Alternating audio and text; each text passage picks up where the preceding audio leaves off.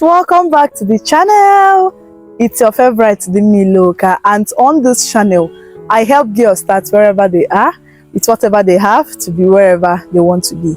If you are building from scratch, if you got nothing, if you think the odds are against you, with this channel I'll give you all the necessary information you need to build your dream life regardless of what you have. So if this is something that you're interested in, please hit the subscribe button and join the family. We are so happy to have you around.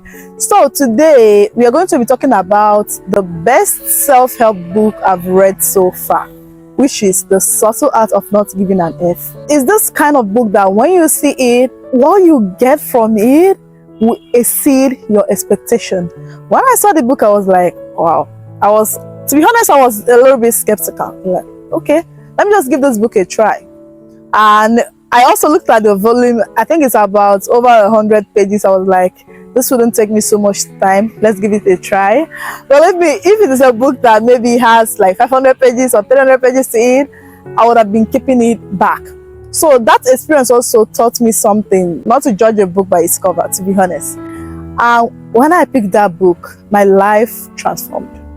Yes, it took me just 4 days to read this book.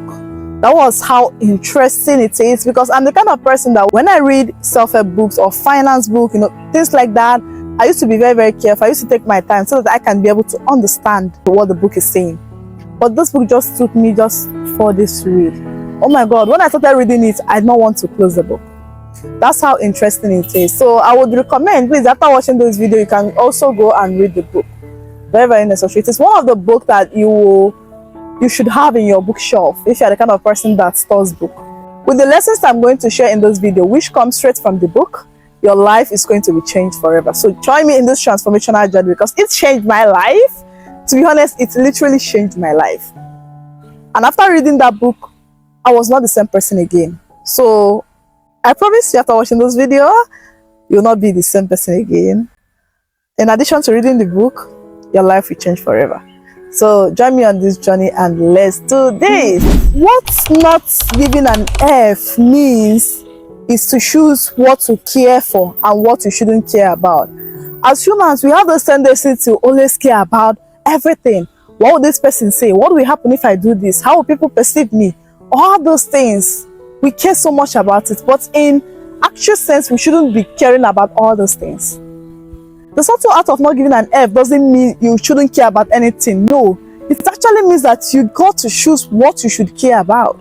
For example, you could choose to care about your family, your friends, your purpose, and every other thing would just be noise. But to us, we care about everything, everybody's perception, what the next person is doing, what the next person will say about us. All those things doesn't matter. The subtle art of not giving an F is not about being indifferent. No. Is about choosing what you care about. So you should reserve your F. I know you guys know what I mean by F. So you should reserve your F for things that you truly care about, not for every other thing. You can be kind, prominent, important to people, but you can't be so without being embarrassing to others. But as human beings, we always care about having this good feed, being nice to everyone, being acceptable, being likable. No. This book is trying to tell you that you should reserve what you care about. You should choose what you care about. So stop caring about everything. Stop caring about what the next person will do, what this person, oh, this is your friend, like all this is. No. Choose. Choose what you care about and leave the rest out of it. We can't please everyone, obviously. Those moments of not giving an F, it is where our true meaning lies. It helps us to switch careers. If it's someone that wants to drop out of school to pursue something else, they can have the boldness, they can have the strength to do this. Those moments help us to take this bold step, because actually we don't even care about what the next person is doing, what the next person is saying about us. Just like me, filming here in an open place, people are walking by front and back, people are staring, cars are driving by, like. But it's about me deciding that I will not care about the eyes of these people. I will not care about who is looking at me, who is staring at me like an alien. No. I chose to, you know what? What I care about right now is to get this video done. And not about who is looking at me and who is not looking at me. You can see that I chose what to care about. I chose what I will give my F to. So I urge you to do the same. That is what this book is teaching us. Choose what you care about and what you don't care. And if you think you can do both of them together, no. You will live a mundane life. Like, you can't. Just like he said, you can't be important to people and not an embarrassment to others. No, it's not possible. So you have to acclimatize yourself with the fact that you have to choose what you care about and what you don't. Otherwise, it will just be like everyone else. The subtle art of not giving an F is about making the best use of your time and your energy, channeling it into meaningful things and not to meaningless, frivolous things. So this is just like an explanation of the book title. So let's now go in depth in what this book contains, different lessons we can learn from this book. We also talked about all this positive and happy self-help stuff we hear all the time is actually fixated on what we lack. Just like all these affirmations, you stand in the mirror and tell yourself, I am happy, I am strong. It was like, if you're actually happy, you wouldn't need to go and stand in the mirror and tell yourself you're happy. You would simply be happy. So we should be mindful of what we consume, of what people tell us. Because the world is always telling us, be more, eat more, do this more, always be more. And that's emphasized that we are not enough. And why do the world preach be more to us? Do this more, buy this, like all those things. Why do the world preach this to us? Because it is good for business. Oh my God, like this part of the book blew my mind. So he said that more isn't always better, but less is. For example, let's take you choosing an outfit to go out with. When you have a lot of outfit in your wardrobe, to choose a perfect outfit is a hassle. Like, it will take you time, because this also happens to me. Even though I don't really have like too much, but for me to choose a clothes, maybe I want to take pictures. Oh my God, I have to go through my wardrobe and imagine, like, it's a lot of work. But when you don't have so much clothes, it's easier. You just go there and pick one. So you can see that more isn't always better, but less is. So be careful of what you are sold to. Those positive things you are being told about, be happy all the time, is a high that we cannot reach. Yes. It's a high that we'll keep on chasing and we cannot reach. To support this, he talked about the feedback loop from hell. So this is basically when you are anxious, finding out you are anxious gives you more anxiety. Just like you having a lot of work to do. And when you look at, oh my God, I have a lot of things to do, you end up doing nothing. That is the feedback loop from hell. The world always teaches us that all these negative emotions we feel, they are not right. But actually, no. Because we have to feel it. That is life for you. We have to go through hard times. Problems will always be there. But not giving an F is about looking at all these things and say, I'm not okay. But who cares? Chasing all those positive experiences will always give us negative experience.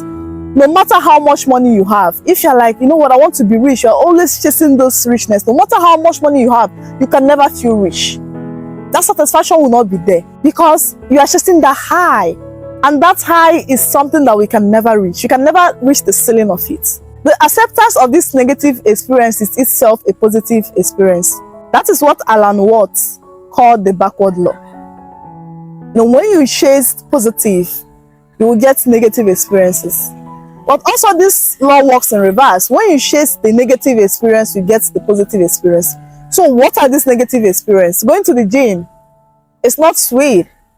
Eating healthy, it's not the best. But it will actually give you positive results. It will actually make you to be fit. Hard work is not sweet. It's a negative experience. But chasing it will give you the positive experience. So we should rewire our mind about what the world tells us about the negative experience. Okay? We should change our mindset around it. We are always told to pursue happiness, pursue better. But the more we pursue it, when we get it, less satisfactory it is. I've observed this in myself. There are certain things that I crave. I want to eat this so bad, and when I get to eat it, I'm like, is this actually what I really want to eat? I'll find out that, oh my God, I'm not really that satisfied, or the expectation I have of eating that was not met. But I was the one craving this, admiring this, dreaming about it, cluttering my mind with this, thinking that when I get this, I will be okay, but that doesn't happen. These things are just chasing highs. And the world will always preach that to us because that is good for business. We'll patronize them. Chasing these highs will make us to patronize them. So what do? They'll keep on telling us this. So stop looking at your negative experiences as negative experiences. Look at it as something you can actually gain from. The more you desperately want to be rich, the more poor and unworthy you feel, no matter how much money you got. Then he shared his view about problems. So he said that problem must always exist. Some problems are inevitable. We cannot change the fact that they must happen. There's nothing we can do about them. So it must happen to us. No matter whatever you do in life, it is comprised of failures, of regrets, of mistakes, and you cannot change the fact. Maturing is when you decide to get comfortable with all these things. Yes. Just like me, having to film, having to build myself from scratch, having to just keep going, even though the results are not guaranteed. All those things. The bumps I encounter along the road. When things go south and all of these things.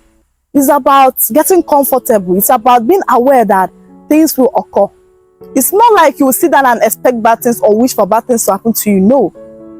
But it's about knowing that the journey is not a smooth road. So for you to succeed, he said that you have to be aware of the fact that things will happen. Problems will come. So you need to get comfortable with all those bad stuff life throws at us. The rich suffered because of their wealth.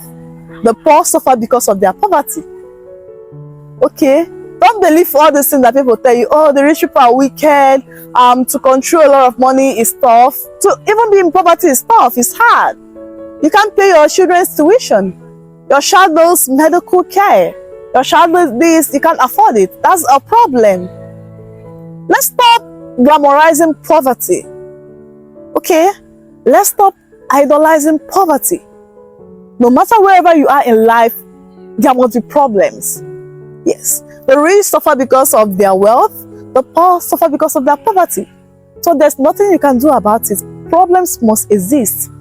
So don't let anybody deceive you. Oh, the rich, oh, the mean people, they have a lot of problems. The poor also have a lot of problems.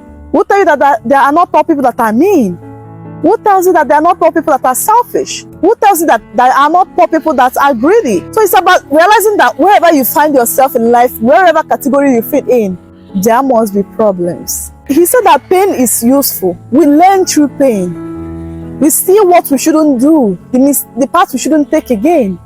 And happiness is gotten from solving problems. It's not this high that the world tells us to chase. No. Happiness comes from solving problems. And solving problems breed more problems.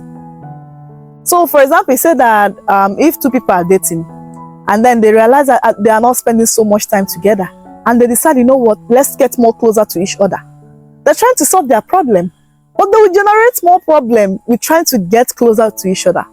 Now they have to plan the dates, choose the restaurant, make sure they provide money for the date, give time so that they can be talking all the time and stuff like that.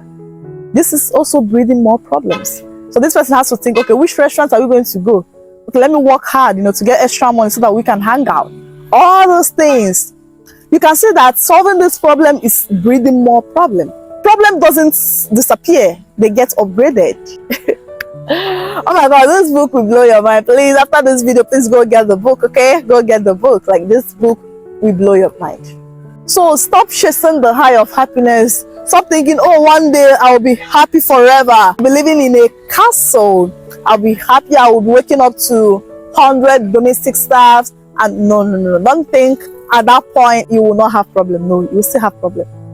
Even at this point that you are still dreaming about all those things, you will still have problem. But happiness comes from solving this problem. So stop running away from your problem. Solve them. That is when you get happiness. And happiness is just a high that won't last forever. Because what makes you happy today might not make you happy tomorrow. The way we are built, the genetics that made us up is never satisfied. So what makes you happy today might not be able to make you happy tomorrow. So what do? You start chasing another high. Would you live your life just chasing the highs? No. So start solving your problems. Start taking the hard steps, the hard decisions, the hard path. Get comfortable with knowing that life will always throw things at you. Happiness is just a constant work in progress. It is never this eternal or forever happily after stuff. No, it's a work in progress. So you solve a problem today, you get happy from it. Tomorrow, all those feelings, the dopamine, everything disappears. You have to solve another problem and stuff. And maybe sometime what keeps you happy yesterday will not do so tomorrow.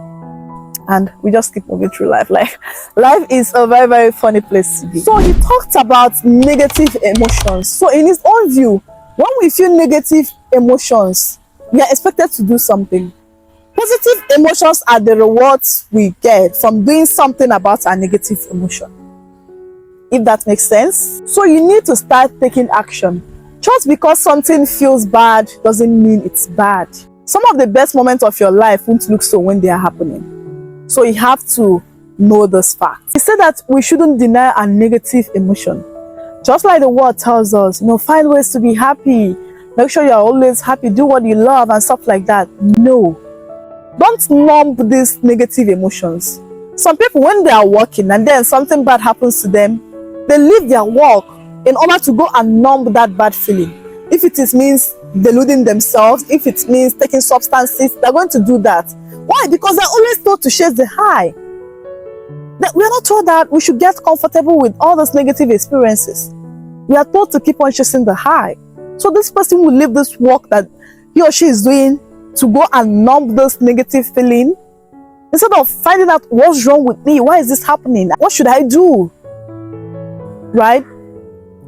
When my mindset changed around things was when I was dating, my boyfriend, if we have issues, I'm the one to sit by the corner crying, feeling bad, abandoning my work. I will not post that day, I'll just try to make myself feel better. But I know that it's not feeling good because we're having issues. No one is actually feeling good. But that doesn't stop him from doing his business. If he's going to receive a business call, he's going to talk with the nicest voice ever. The person on the line wouldn't even notice that this guy is passing through some emotional, some emotional stuff. But I'm the one shutting my life down. So that actually changed my mindset. So when you feel this negative emotion, it's a sign that you have to do something. It doesn't mean you should go and numb it. It doesn't mean you should try to suppress it and leave every other thing to suppress that. No. Just like they say, F the mood, follow the plan. So our negative emotions helps us to solve problems. Stop chasing this happiness. Stop chasing it. The dream job you want will stress you tomorrow. The partner you always dream of is the one you're going to fight with tomorrow. So why chase this high? Everything comes with an inherent sacrifice. Everything comes at a price. Whatever that made us to feel good today will actually make us to feel bad tomorrow. Every one of us, we want all these beautiful things in life. But they always say that whatever we want in life, we should always ask ourselves, what pain do we want in our life? Because everything comes at a price. For example, if I say, okay, I want to build a career on social media, I'll ask myself, what pain do I want? The pain of working hard without seeing a like, posting consistently, even when you don't have the audience, filming, no matter what is going on in my life. All those things are the pain I will take to build this life. But we're always about the passion, the good results, the end result. That is what we always look out for. We always look out for the glamour, the beauty in the career path we choose. Oh, I want to be a singer. But it doesn't end with being a singer. You have to work on your voice. You have to show up. You have to write songs. Or even if you don't write it yourself, you have to voice it out. You have to put emotions to it. You have to put in the work. You have to go to the studio, spend long hours, go for tours and all of those things, the stress, the hassle. Learn dancing. Do some stuff you don't even want to do, but you just know that you have to do this in order to get there. So just like me sitting here and people are passing and they're looking at me, this is not something I want to do, but it's actually a pain. It's actually a price I have to pay in order to bring my ideas to life.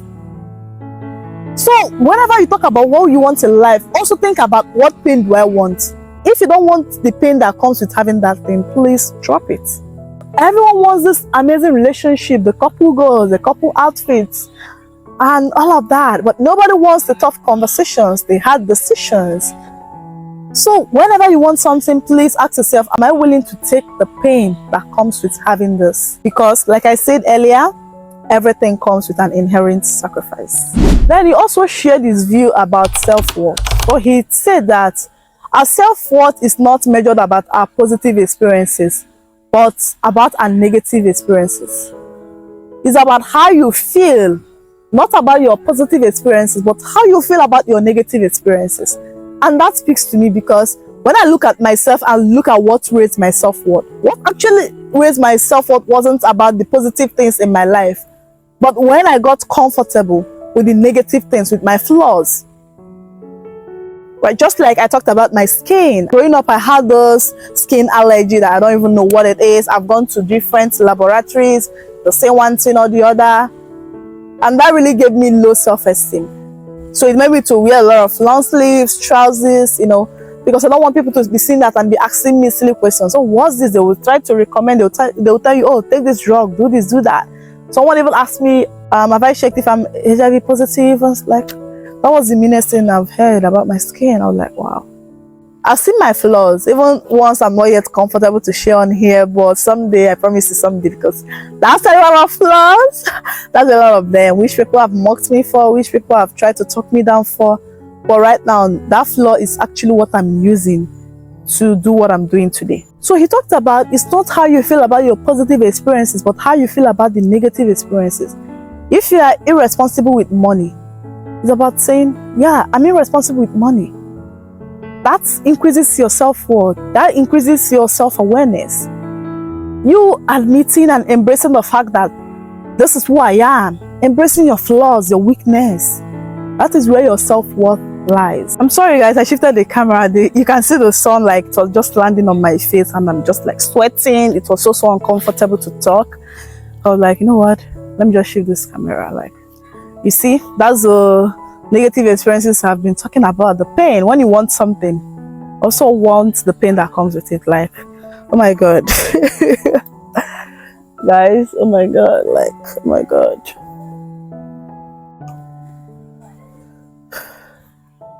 I can't even apply powder on my face because like I'm sweating, but let's continue.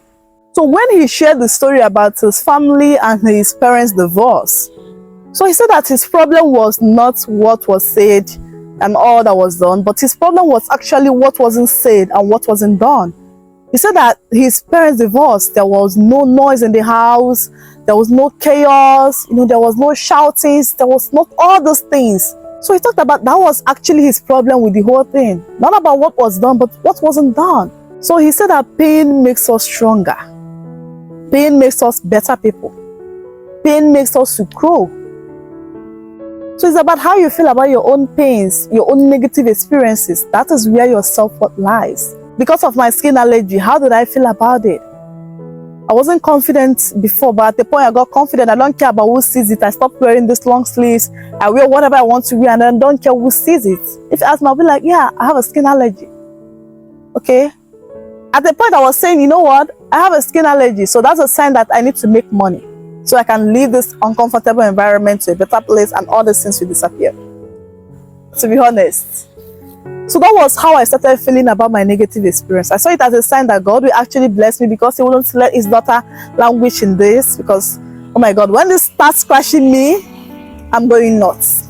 I'm literally going nuts. He also talks about our entitlement feeling. This is one of the best parts I love in the book.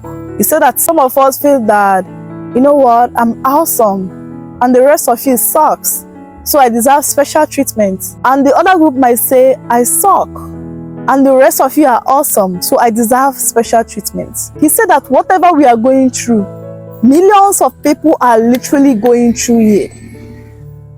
So we are not special. No, whatever people tells us, oh, you know what, you're special. No, we are not. We are not special. Even the Bible says is that whatever we go through, there are other people going through it. That doesn't mean that our feelings are not valid. But it's about recognizing this entitlement feeling of wanting special treatment because of what you think you are or what you think you are not. So he said that not everyone can achieve extraordinary greatness. So getting comfortable with that will actually make your life better. Because the word tells us, yes, any one of us can be anything we want. Any one of us can be great. But it's about realizing that not every one of us can reach that height. And when you do that, you can see that the ordinary things start making sense to you. Having a hot bath, your water is running, reading a book, spending time with family, all those things will start making sense to you, because at the end of the day, these ordinary things might actually be what matters. He also talks about the value. He said that whatever we feel about a situation is measured by how valuable we perceive it. So he said that we all have our own matrix of measuring ourselves and other people. So he talked about the good and bad values. He said that the bad values are external, while the good values are internal. So the bad values are like pleasure. We are taught to chase pleasure. And he was like, ask a person who cheated on their partner how they feel after doing that. They will feel bad. But actually, when they were chasing that pleasure, they felt that, you know what, once I get this, oh my God, I'm going to feel good. But after that, they'll notice, I don't feel good. I don't feel better. So he talked about material success, how it makes us to lose sight of good values, of things that matter like honesty and stuff like that. How material success blinds our eyes.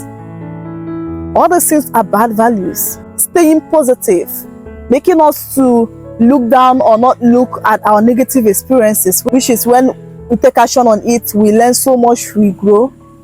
Being always right, we always want to be right. And that's something he talked about this, which I will also talk about later in this video, which is something that I really love. These things are the bad values, but what are the good values? So the good values are creativity, standing up for oneself or for the others, self-respect. These things are the good values.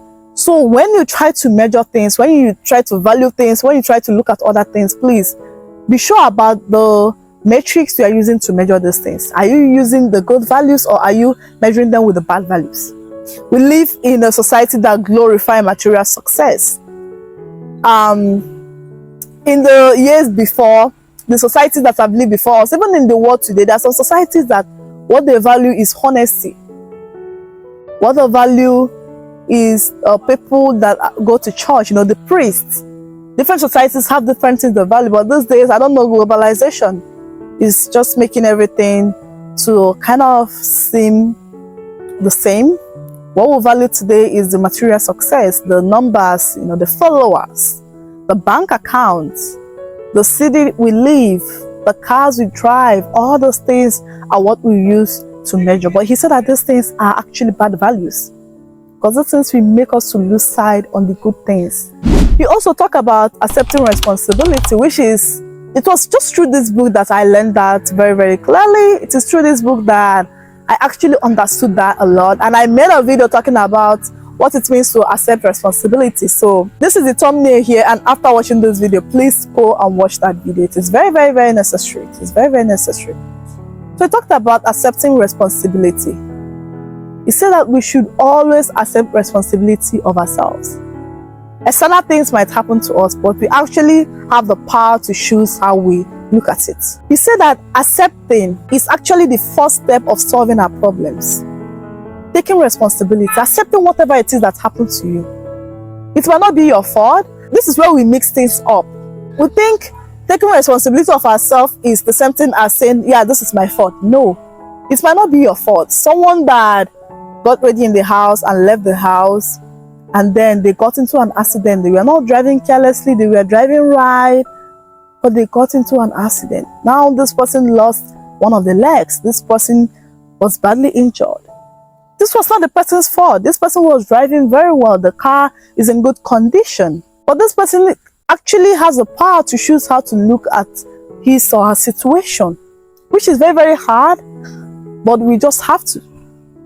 When I learned this, which is through this book, I forgave a lot of people in my life. I started getting inside of my strengths. Like, I really forgave a lot of people in my life. And I started taking responsibility of myself. So whatever I lack, I say, okay, how can I gain this?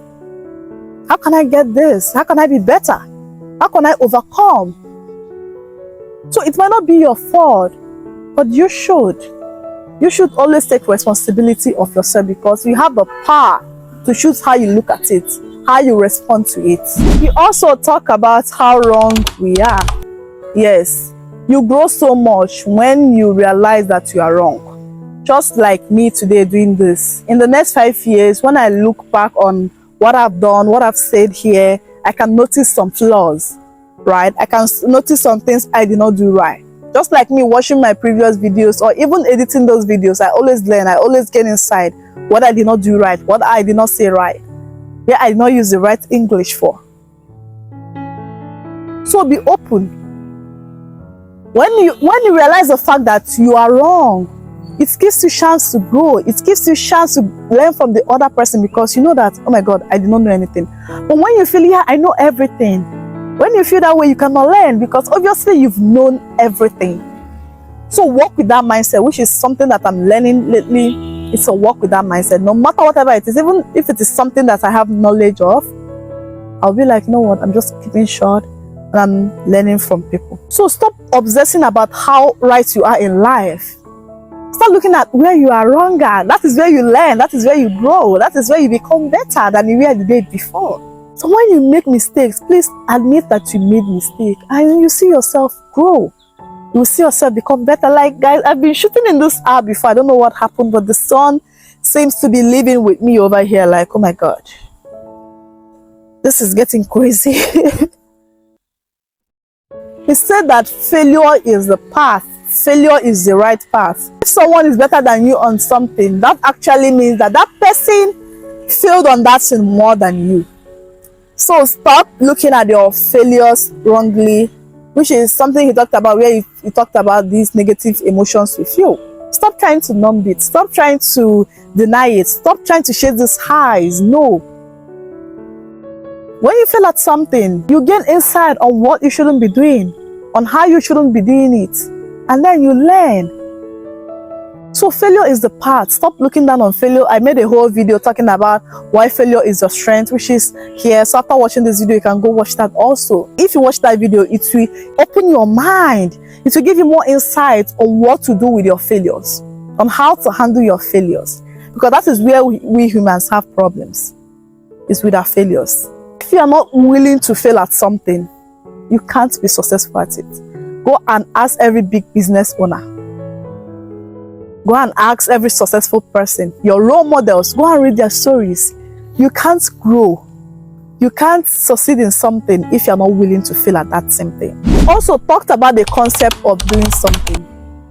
Yes, even if you don't know what to do, which is what he said that his teacher taught him. If you are confused, if you don't know what to do, please do something. When you feel anger, I've said this before, when you are sad, don't leave everything and try to go numb that feeling.